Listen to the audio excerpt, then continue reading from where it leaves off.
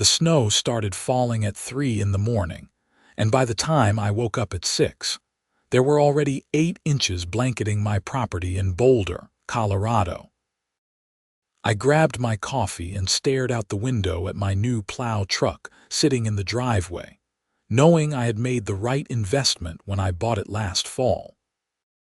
What I didn't know was that my decision to start a side business plowing driveways would turn into the biggest legal nightmare of my life, all because of one woman named Patricia Henderson and her obsession with controlling every aspect of the Meadowbrook Heights HOA. My name is Nathan Bishop, and I had moved to this upscale neighborhood just outside Boulder 8 months ago.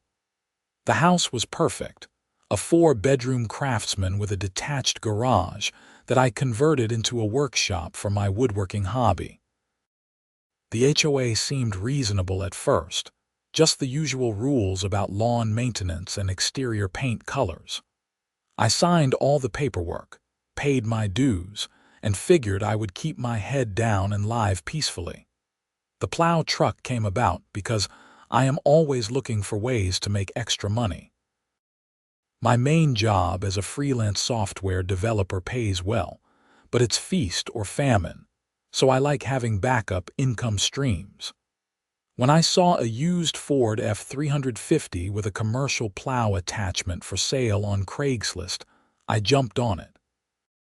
The previous owner was retiring from his snow removal business, and he threw in his client list as part of the deal. Most of his customers were outside the HOA, which was fine by me. I didn't want to mix my home life with business anyway. I started the business in November, right before the first snow. I got proper insurance, registered the LLC, and had contracts drawn up by a lawyer friend of mine. Everything was above board and professional. My contract was simple. I would plow your driveway for a flat seasonal fee or per visit charge, depending on what the customer preferred. The contract specifically stated that I would clear the driveway from the garage to the street, and that was it. No sidewalks unless specifically added to the contract, no pathways, no street plowing, just driveways. The first major storm hit in mid-December, and I was out from 4 in the morning until noon, hitting all my clients' properties. When I got home, exhausted and ready for a hot shower, I found a note stuck to my front door. It was from Patricia Henderson, the HOA president, written on official HOA letterhead. Dear Mr. Bishop, it has come to our attention that you operate a commercial snow plowing business using equipment stored on HOA property. While we appreciate your entrepreneurial spirit, we must inform you that all commercial vehicles must be registered with the HOA, and any business operations conducted by residents must comply with our commercial activity guidelines. Please contact me at your earliest convenience to discuss compliance. Regards, Patricia Henderson, HOA President. I crumpled the note and tossed it on my kitchen counter. The truck was parked in my own driveway on my own property. I checked the HOA bylaws that night, every single page. There was nothing about registering commercial vehicles. Nothing about restrictions on home-based businesses as long as they didn't create excessive noise or traffic. I drafted a polite email to Patricia explaining that my business was fully compliant with county regulations and that the HOA bylaws didn't restrict what I was doing. Her response came within an hour, which should have been my first warning sign that this woman had way too much time on her hands. Mr. Bishop, I think you misunderstand the spirit of our community guidelines. While the specific language may not explicitly mention commercial vehicles, the intent is clear that Meadowbrook Heights is a residential community. However, I am willing to discuss a compromise. Given your snow removal capabilities, perhaps you could provide services to the HOA at a discounted rate. We currently pay mountainside plowing to clear our main streets during winter storms, Please call me to discuss. I should have ignored it. I really should have. But I was still new to the neighborhood and didn't want to start off on the wrong foot, so I called her the next morning. Patricia answered on the first ring. "Mr. Bishop, thank you for reaching out. I have been thinking about your situation, and I believe I have a solution that benefits everyone." "I am listening," I said, keeping my tone neutral. "Well, as I mentioned, we pay Mountainside Plowing quite a bit of money each season to keep our streets clear. They charge us $12,000 for the season, which comes from our HOA dues. If you could provide the same service for, say, $8,000, we could redirect those savings to other community improvements. And in exchange, we would have no issue with your commercial vehicle or your business operations. Mrs. Henderson, I appreciate the offer, but I am not really equipped for street plowing. I do driveways, not roads. The insurance requirements alone for municipal street plowing are completely different, and I would need different equipment." "Oh, I am sure you could figure it out. You seem like a capable young man." "Even if I could, $8,000 to plow all the streets in Meadowbrook Heights for an entire season. That's way below market rate. You said Mountainside charges $12,000, and that's probably fair. Street plowing is a different beast than driveways." Her voice took on an edge. "Mr. Bishop, I am trying to help you here. If you want to avoid complications with the HOA, I suggest you consider my offer seriously." That's when I realized this wasn't about saving money or community improvement. This was about control. Patricia wanted leverage over me, and she was using my business as the hook. "Mrs. Henderson, I am going to have to decline. My business model works because I stick to what I know and what I am insured for, but I appreciate you thinking of me." There was a long pause. "I see. Well, I suppose we will have to revisit the question of whether your commercial operations are truly compliant with our community standards. Good day, Mr. Bishop." She hung up before I could respond. I sat there holding my phone, wondering what I had just stepped into. The next storm came 2 weeks later, right after New Year's. It was a monster, dropping 14 inches overnight with drifts up to 3 feet in some places. I was up at 2 in the morning, prepping the truck and checking my route. My plan was to start with my furthest clients and work my way back home, finishing with my own driveway around mid-morning. I was halfway through my route when my phone started buzzing. I ignored it while I was driving, focusing on the treacherous roads. When I finally stopped to check, I had 6 missed calls and 4 text messages, all from Patricia Henderson. The texts escalated in urgency and irritation. "Mr. Bishop, the HOA streets have not been plowed. Where is Mountainside Plowing? I have called Mountainside, and they said they cannot get here until this afternoon due to the storm volume. This is unacceptable. I noticed your truck leaving the neighborhood this morning. If you are out plowing, you need to do our streets first. Mr. Bishop, I am formally requesting that you plow the HOA streets immediately. We have residents who cannot get to work." I pulled over and called her back. It was 6:30 in the morning. "Mrs. Henderson, I am in the middle of my client route. I have contracts with these people, and I have to fulfill them. Mr. Bishop, you live in this neighborhood. You have a responsibility to your community. I have a responsibility to my paying clients. Mountainside will get there when they get there. That's not my problem. I am prepared to pay you for today, $500 to plow our streets right now. Mrs. Henderson, I already explained that I am not equipped or insured for street plowing. My contract is for driveways only. I can't help you. Cannot or will not. Both, honestly. I have to go. I have 10 more driveways to clear. If you plow your own driveway before you plow our streets, I will consider it a violation of community standards. You are using equipment to benefit yourself while your neighbors suffer." I actually laughed. "Are you seriously telling me I cannot plow my own driveway? I am telling you that if you are capable of providing snow removal services, you should prioritize community needs over personal convenience. That's insane. My driveway is part of my business contract with myself, essentially. And even if it wasn't, you have no authority to tell me what order I plow things in."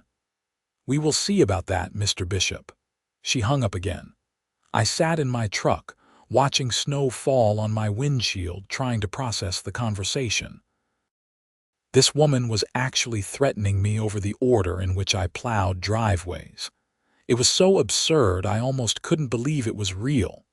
I finished my route and got home around 11. My driveway was buried under more than a foot of snow, with a massive drift behind the plow berm the street plows had left. I spent 30 minutes clearing it all out, piling the snow in neat banks on either side.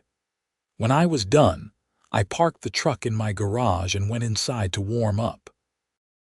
By noon, I had another notice on my door. This one was more formal, printed on HOA letterhead and placed in an official HOA envelope. Notice of violation. On January 8, 2025, at approximately 11:15 a.m., resident Nathan Bishop of 847 Oakmont Drive was observed using commercial snow removal equipment to clear his private driveway while community streets remained unplowed. This action demonstrates a clear prioritization of personal convenience over community welfare, and may constitute a violation of HOA Covenant Section 4.7 regarding community standards and good neighbor policies. A hearing has been scheduled for January 15, 2025, at 7:00 p.m. at the Meadowbrook Heights Community Center to address this violation. Failure to attend may result in fines and further action. I read it 3 times, sure I was missing something. Section 4.7 of the covenants was about noise ordinances and not letting your property become an eyesore. It had nothing to do with snow plowing or community welfare. This was pure fabrication. I scanned the notice and emailed it to my lawyer friend Marcus with a brief explanation. He called me back within an hour and he was laughing. "Nathan, this is the most ridiculous thing I have seen in months, and I deal with ridiculous things daily. She has no case whatsoever. Your driveway is your private property. You can plow it whenever you want. So what do I do about this hearing? You go, you bring your documentation, and you calmly explain why she is wrong. Bring your business license, your insurance documents, and your contracts. Show that you are a legitimate business operating under contract law. The HOA cannot compel you to provide services you are not contracted for. What if they fine me anyway? If they fine you for this, we fight it. And honestly, we would probably win and you could countersue for harassment. But let's not get ahead of ourselves. Go to the hearing, state your case, and see what happens." The week leading up to the hearing was tense. Patricia sent out an email to the entire HOA mailing list, though she didn't mention me by name. The subject line was "Community Values and Mutual Support," and it was a passive-aggressive manifesto about how residents with special skills or equipment should consider helping their neighbors in times of need. She mentioned snow removal specifically, talking about how some residents choose to profit from community hardship rather than stepping up to help. I got a few cold looks from neighbors that week. But I also got supportive messages from others who thought Patricia was overreaching. One neighbor, an older guy named Tom who lived 3 houses down, stopped me while I was getting my mail. "Hey, Nathan, right? I heard about the hearing. Just want you to know that Patricia pulls this kind of thing all the time. She is on a power trip." Most of us think the HOA is a necessary evil at best, but she treats it like she is running a small country. Don't let her push you around. Thanks, Tom. I appreciate that. I mean it. She tried to find me last year because my lawn had a brown patch during the drought. Said it was an eyesore. I had to get a landscaper to write a letter explaining that the whole state was under water restrictions. She is relentless, but she is also beatable if you stand your ground. That conversation helped. At least I knew I wasn't crazy for thinking this was absurd. The hearing was held in the community center, a nice building with a big meeting room. When I arrived at 7, there were about 30 people already there, including all 5 HOA board members seated at a long table at the front. Patricia sat in the center, flanked by her Vice President Roger Martinson and Treasurer Linda Kowalski. The other 2 board members, whose names I didn't know, sat on the ends looking uncomfortable. I took a seat in the 3rd row, my folder of documents on my lap. Marcus had offered to come with me, but I told him I wanted to try handling it myself first. He was on standby if things went south. Patricia called the meeting to order and went through some routine business first, approving minutes from the last meeting and discussing landscaping bids for the spring. Then she got to the main event. Now, we need to address a concerning incident that occurred during the January 8th snowstorm. Mr. Bishop, would you please come forward? I walked to the front, standing awkwardly in front of the table like I was on trial. Mr. Bishop, you have been issued a notice of violation regarding your conduct during the recent snowstorm. Specifically, you used commercial snow removal equipment to clear your private driveway while community streets remained unplowed, despite your capability and equipment to provide assistance. This behavior contradicts the community values we hold dear at Meadowbrook Heights. Do you have anything to say in your defense? I took a breath and kept my voice calm. Mrs. Henderson, with all due respect, I don't believe there is anything to defend. I operate a legitimate snow plowing business with proper licensing and insurance. I had contractual obligations to fulfill that morning, which I did.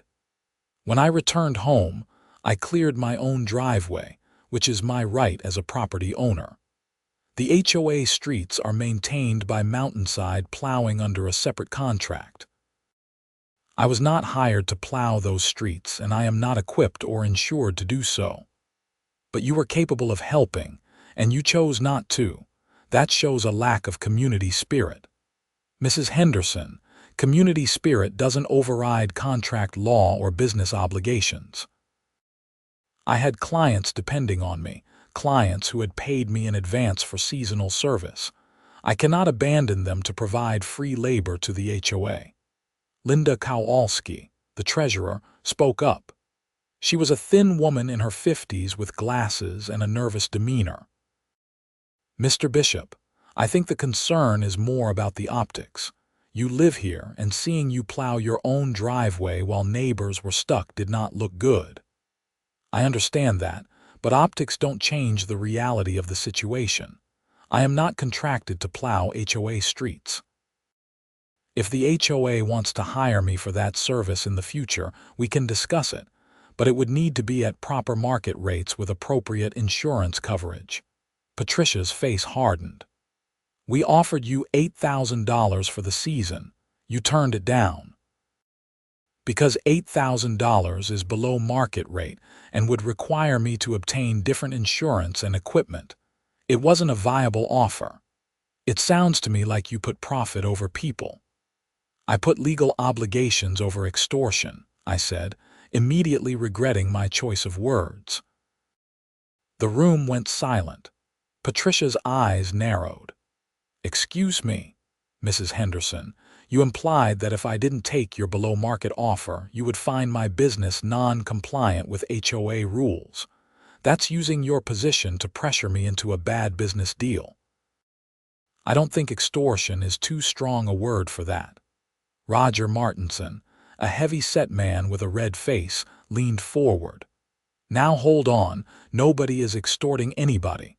Patricia was trying to find a mutually beneficial arrangement. By threatening to shut down my business if I didn't agree to terms that would lose me money. "How is that mutual?" Patricia held up her hand. "This is getting off track. The issue at hand is whether you violated community standards by prioritizing your personal property over community welfare. The board will deliberate and notify you of our decision. You may sit down." I returned to my seat, my heart pounding. That had not gone the way I hoped. I had let Patricia get under my skin and responded emotionally instead of sticking to the facts. The board huddled together for about 10 minutes, whispering among themselves. A few times, I saw Linda and one of the other board members shaking their heads, but Patricia was insistent about something. Finally, they broke apart and Patricia addressed the room. "The board has made a decision.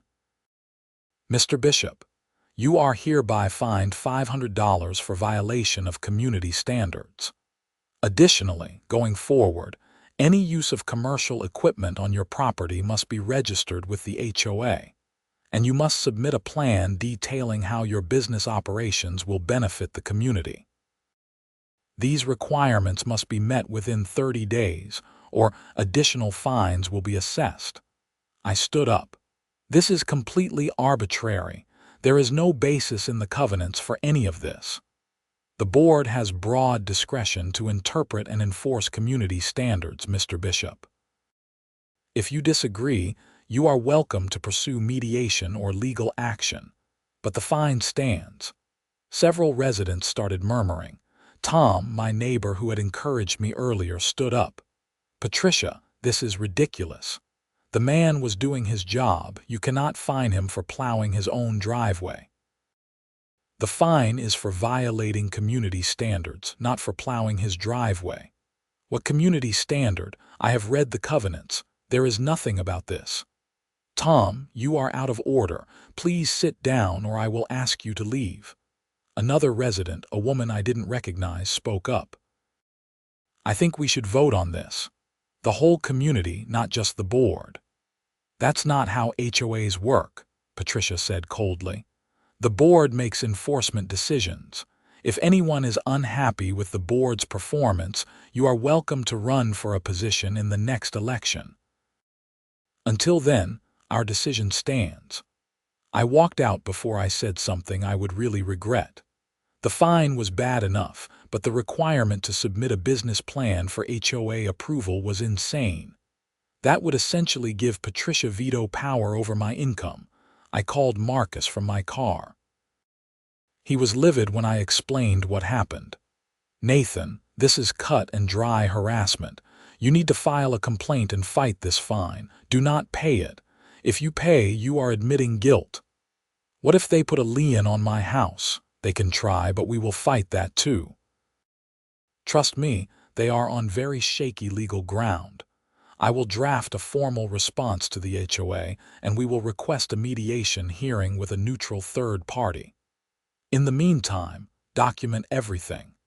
Every interaction, every email, every notice. We are building a case here." Over the next 2 weeks, Patricia escalated her campaign. She sent out another community email about business ethics and community responsibility, again not naming me but making it very obvious who she was talking about. She also started finding other violations to cite me for. My trash cans were visible from the street for more than 2 hours after pickup, which was technically against the rules but was something everyone did and nobody ever got fined for. My front porch light was the wrong color temperature, apparently violating aesthetic guidelines. My mailbox post had a small rust spot that needed immediate attention. Each violation came with a $50 fine and detailed instructions on how to remedy the problem. It was death by 1,000 cuts, and it was clearly intended to make my life miserable until I either gave in to her demands or moved away. But I am stubborn, and I don't respond well to bullying. Instead of paying the fines or complying with her demands, I documented everything and sent it all to Marcus. He compiled it into a formal complaint and filed for mediation through the county's HOA dispute resolution program. The mediation was scheduled for early February. In the meantime, another major storm hit, and I was faced with the same situation again. I had clients to serve, and my own driveway needed plowing. I knew Patricia would be watching, looking for any excuse to add more violations. I made a decision. I called a news reporter from the Denver Post who specialized in consumer advocacy stories. Her name was Rachel Simmons, and I had read several of her pieces about HOA abuses. I sent her the entire timeline of what had happened, including copies of all the notices and Patricia's emails. Rachel called me the next day. "Mr. Bishop, this is a great story. HOA overreach is a huge issue in Colorado, and your case is particularly egregious. Would you be willing to go on record?" "Absolutely. I want people to know what's happening here." "Great. I am going to reach out to the HOA for their side of the story. That's standard journalistic practice. But based on what you have shown me, this looks pretty bad for them." The article ran a week later, right before the mediation hearing.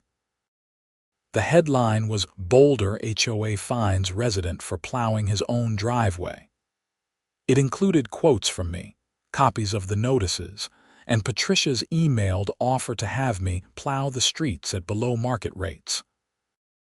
Rachel had also interviewed Marcus, who explained why the HOA's actions were legally questionable. The article quoted Patricia too, but her responses made things worse. She said things like, "Mr. Bishop has shown a pattern of putting personal gain above community welfare, and we have standards in Meadowbrook Heights, and all residents must abide by them." She came across as petty and power-hungry, exactly how I had experienced her. The article got picked up by local news stations and went viral on social media. Suddenly, Meadowbrook Heights HOA was infamous. The neighborhood Facebook group exploded with arguments between people who supported Patricia and people who thought she had gone too far. Several residents started a petition to recall the board. Patricia responded by doubling down. She sent out an email to residents calling the article sensationalized journalism and claiming I had manipulated the facts. She scheduled a special HOA meeting to address misinformation and community divisions. The mediation hearing was held at a county office building in downtown Boulder. The mediator was a retired judge named Dorothy Carver, a no-nonsense woman in her 60s who had seen every kind of dispute imaginable. Present were Patricia, Roger, Marcus, and myself. The other board members didn't attend, which Marcus said was telling. Judge Carver started by outlining the mediation process. "This is a voluntary session aimed at finding a mutually agreeable resolution. Nothing said here is legally binding unless both parties agree to terms in writing. My role is to facilitate discussion and help you find common ground. Let's start with Mr. Bishop. Please explain your position." I went through the whole story again, keeping to the facts and avoiding emotional language. I explained my business, my contracts, the conversation with Patricia, the fine, and the subsequent harassment through multiple petty violations. Marcus provided supporting documentation for everything. Judge Carver turned to Patricia. "Mrs. Henderson, what is the HOA's position?" Patricia launched into a speech about community values and how my actions had divided the neighborhood. She talked about the importance of mutual support and how my refusal to help during the snowstorm had set a bad precedent. She insisted the fine was appropriate and that the other violations were legitimate. Judge Carver listened patiently, then asked some pointed questions. "Mrs. Henderson, can you point to the specific covenant or bylaw that requires residents to provide free or below-market services to the HOA? It's about community standards, Your Honor. The board has discretion to interpret standards. But where in your governing documents does it give you that discretion? I have reviewed the covenants Mr. Bishop's attorney provided, and I don't see anything that supports your interpretation. The intent is what matters. When people move into an HOA, they accept certain communal obligations. Do those obligations include providing professional services for free? Patricia faltered. We offered to pay him. At what he has documented was below market rate, and for services he was not equipped or insured to provide. That's not a reasonable offer. He could have obtained the proper insurance. Why would he do that when you already had a contractor? Because our contractor was delayed.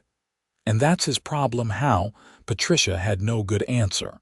Judge Carver moved on to the other violations. Let's talk about these subsequent fines. Trash cans visible from the street, wrong color porch light, rust on a mailbox. Mrs. Henderson, are these issues you typically fine residents for? We enforce all our rules consistently. Really? Mr. Bishop's attorney has submitted photos from Google Street View showing multiple properties in Meadowbrook Heights with similar violations. Yet Mr. Bishop is the only one receiving fines. How do you explain that? I was not aware of other violations. You drive through the neighborhood regularly, do you not? You are the HOA president. I cannot observe everything. But you observed Mr. Bishop's violations with remarkable speed and precision. The mediation continued for 2 hours. Judge Carver was methodical and fair, but it was clear she thought the HOA had overstepped. She asked about the business registration requirement Patricia had imposed, and when Patricia couldn't cite any legal basis for it, Judge Carver flatly stated it was unenforceable. Finally, Judge Carver made her recommendation. Here is what I suggest. The HOA will rescind all fines against Mr. Bishop. In exchange, Mr. Bishop will agree to comply with all legitimate, documented HOA rules going forward, as he was already doing. Both parties will agree to cease hostile communications and media statements. Does this sound acceptable? I looked at Marcus. He nodded. I accept that, I said. Patricia looked like she had swallowed a lemon. I need to consult with the board. Mrs. Henderson, the other board members are not here. Either you have authority to negotiate on behalf of the board or this mediation is pointless. Fine, Patricia said through gritted teeth. I accept. We signed a mediation agreement and I walked out feeling victorious. The fines were gone, and Patricia had been publicly called out for her abuse of power. I thought that was the end of it. I was wrong. 2 weeks later, I got a notice in the mail that my HOA dues were being increased by $1,500 annually to cover administrative costs and legal expenses related to community disputes. The increase was being applied to my property only as a special assessment. I immediately forwarded it to Marcus. He called me back sounding furious. Nathan, this is retaliation, plain and simple. You cannot assess one property differently from others unless there is a specific reason related to that property, like damage they caused or a special benefit they received. This is illegal. So what do? We sue. I am filing a lawsuit against the HOA for harassment, breach of contract, and retaliation, and we are going to win. The lawsuit was filed in Boulder County District Court in early March. We sued for the return of my legal fees, compensation for harassment, and an injunction preventing the HOA from retaliating against me further. We also requested that the court appoint an independent auditor to review the HOA's finances and enforcement practices. The case quickly gained media attention again. especially after Rachel Simmons wrote a follow-up article about the special assessment.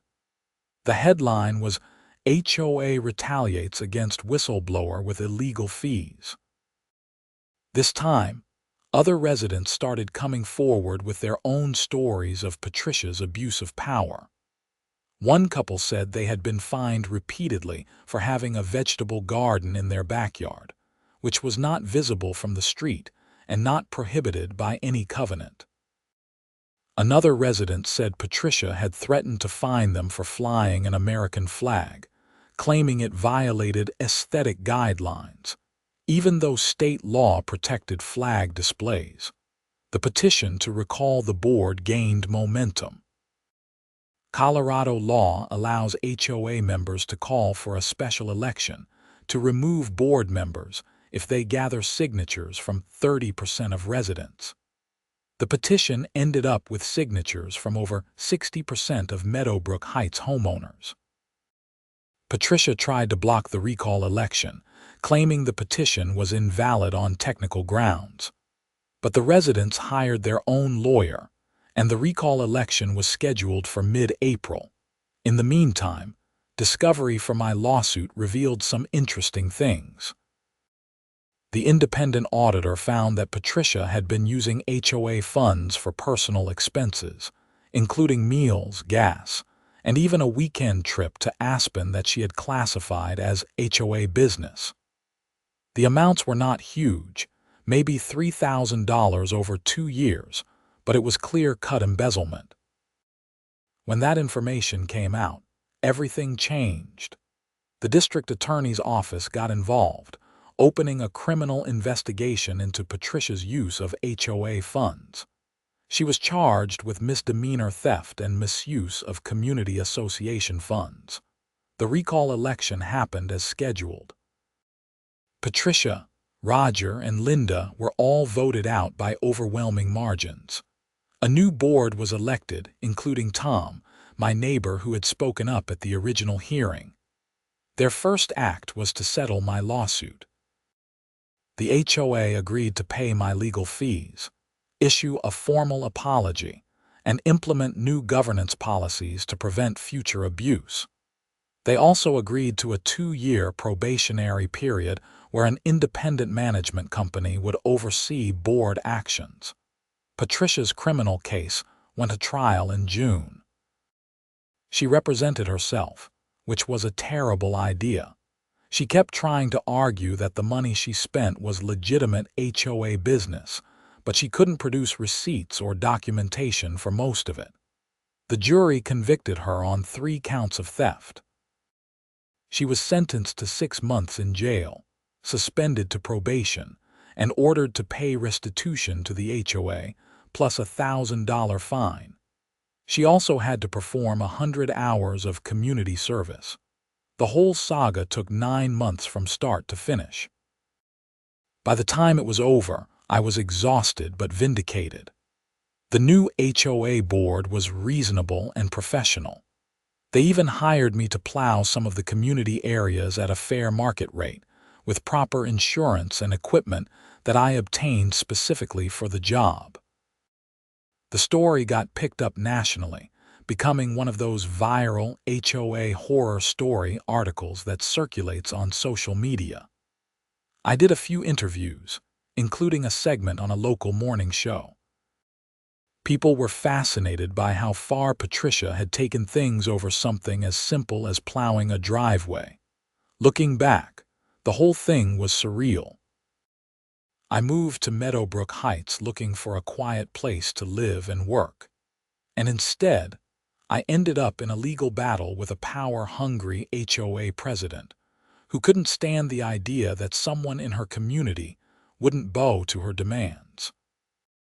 Her insistence that I plow the HOA streets before my own driveway, despite having no legal authority or right to demand that, started a chain of events that exposed corruption and led to criminal charges. The experience taught me a lot about standing up for yourself, even when it's uncomfortable. It would have been easier to just give in, to plow the streets for below market rates or pay the bogus fines and move on with my life. But giving in to bullies only emboldens them. Patricia had been getting away with petty tyranny for years because most people didn't want the hassle of fighting back. It also taught me about the importance of documentation. Every email, every notice, every conversation mattered when it came time to prove my case. If I hadn't kept meticulous records, it would have been my word against hers, and the HOA board would have sided with their president.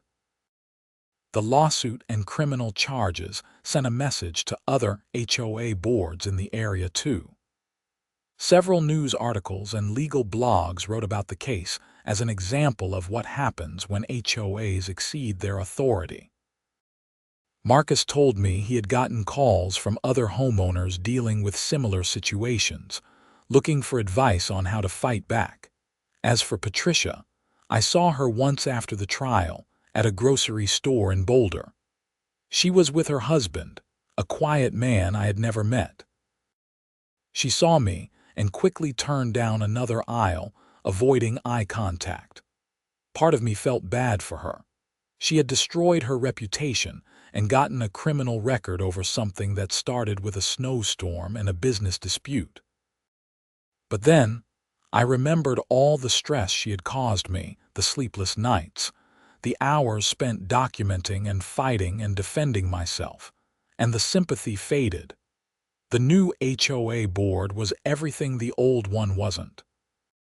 They were transparent, holding regular meetings with published agendas and minutes. They enforced rules fairly and consistently, without targeting individuals. They even revised some of the more outdated covenants, getting rid of ridiculous rules that nobody followed anyway. Tom, as the new president, reached out to residents regularly and made it clear that the board served the community, not the other way around. My snow plowing business thrived. Word got out about what had happened, and I got new clients who specifically wanted to support me after the way I had been treated. By the following winter, I had more work than I could handle and had to hire a subcontractor to help with some of the routes. The contract with the HOA to plow community areas added a steady income stream and helped me justify buying better equipment. My relationship with my neighbors improved too. The whole ordeal had been divisive at first, with some people thinking I was the problem and others supporting me. But once Patricia's financial misconduct came to light, and the extent of her abuses became clear, even the skeptics came around. People started saying hello when I drove through the neighborhood, and I got invited to community events I had been excluded from before. There was a neighborhood barbecue in July, organized by the new board as a way to bring the community together after all the drama. I almost didn't go, but Tom personally asked me to attend. It was awkward at first, standing there with a plate of potato salad, making small talk with people who had been at that hearing watching Patricia fine me. But as the evening went on, things relaxed. People apologized for not speaking up sooner. Others thanked me for standing up to Patricia and exposing what was happening. One woman, an elderly resident named Margaret who lived at the far end of the neighborhood, pulled me aside. "Mr. Bishop, I wanted to tell you something. Patricia tried to fine me last year because I had a bird feeder in my front yard. She said it was attracting pests and violating aesthetic rules. I took it down because I was scared of her. After seeing what you did, I put it back up. And you know what? Nobody said a word. Thank you for fighting back." That conversation stuck with me. It wasn't just about me and my driveway. Patricia had been terrorizing people for years, using the HOA as her personal fiefdom. By standing up to her, I had freed other people to live their lives without fear of arbitrary punishment. The whole experience made me think differently about HOAs in general. They serve a legitimate purpose, maintaining common areas, preserving property values, and providing a framework for community living. But they also concentrate power in the hands of a few people, and if those people are petty or vindictive or just on a power trip, they can make life miserable for everyone. The system needs checks and balances, accountability, and transparency. Meadowbrook Heights had none of those things under Patricia, and it took a public battle to force change. I also gained a lot of respect for the legal system, despite its flaws. Judge Carver was fair and saw through Patricia's nonsense immediately. The court system allowed me to challenge the HOA's actions and get justice. The district attorney took the embezzlement seriously, even though it was a relatively small amount of money. The system worked, but only because I had the resources and the stubbornness to navigate it. Not everyone in my situation would have been able to fight back. Legal fees add up fast, and if Marcus hadn't been a friend willing to work with me on payment, I might not have been able to afford the lawsuit. That's another systemic problem. People with money and connections can defend their rights, while people without those advantages often have to accept injustice. I got lucky, and I knew it. By the end of that summer, life had mostly returned to normal. My business was doing well. My relationship with the HOA was professional and cordial, and I could plow my own driveway without worrying about fines or harassment. The whole saga had become a story I told at dinner parties, a crazy chapter in my life that people found both entertaining and infuriating.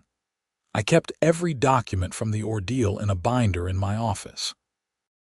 Sometimes I flipped through it, reading the increasingly unhinged notices from Patricia and marveling at how far things had escalated. It all started because I said no to an unreasonable demand, because I insisted on honoring my contracts and running my business according to my own standards. That should have been the end of it, but Patricia couldn't let it go. Her need for control, for dominance, for the last word, drove her to keep pushing until she crossed legal and ethical lines. The irony was that if she had just left me alone after I declined her offer, none of this would have happened. She would still be HOA president, still wielding her petty power over the neighborhood. Instead, she ended up with a criminal record and permanent damage to her reputation. It was a spectacular self-destruction, and it all started with a snowstorm and a contract that said I would plow my driveway only. One afternoon in late August, I was in my workshop building a bookshelf when Tom knocked on the door. He had a six-pack of beer and a grin on his face. "Thought you might want to celebrate," he said. "Celebrate what?" "Patricia's house just went up for sale. She and her husband are moving out of state. Looks like she couldn't handle being here after everything that happened." I felt a mix of emotions. Relief that she was leaving, a twinge of guilt that things had ended so badly for her, and satisfaction that justice had been served. "Well, that's something," I said, taking one of the beers. "Thanks for letting me know." We sat in my garage drinking and talking about nothing in particular. Tom told me stories about other HOA disputes over the years, lesser versions of what I had gone through. He talked about his plans for the board, wanting to make Meadowbrook Heights a place where people actually wanted to live instead of feeling trapped by arbitrary rules. "You know, Nathan, you did a good thing here. I know it was hell for you, but you changed this place for the better. A lot of people are grateful, even if they don't say it." "I just wanted to plow my driveway, man. This whole thing got way out of hand." "That's because Patricia made it get out of hand. You just defended yourself." He was right, of course. I hadn't set out to take down the HOA president or expose corruption or become a news story. I just wanted to run my business and live my life. But when someone tries to take that away from you, you have to fight back. And sometimes fighting back leads to unexpected places. As fall approached and the weather started to cool, I prepped for another snow season. I renewed my insurance, serviced the truck, and reached out to my clients to confirm their contracts. The HOA contract was new this year, properly written with fair terms and clear responsibilities.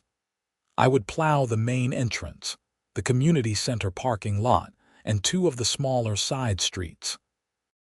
In return, I would receive a reasonable fee and the peace of mind that came with a professional business relationship. The first snow of the season came in mid-November, earlier than usual. I was up at 3 in the morning, just like always, working my route.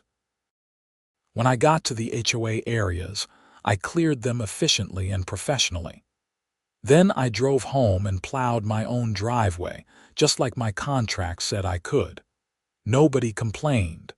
Nobody sent me angry emails or violation notices. It was blissfully boring.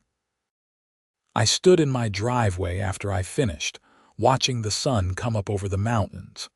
The neighborhood was quiet, blanketed in fresh snow, peaceful and beautiful.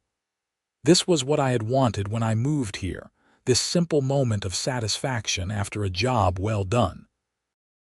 It had taken a 9-month legal battle and a media firestorm to get back to this point, but it was worth it.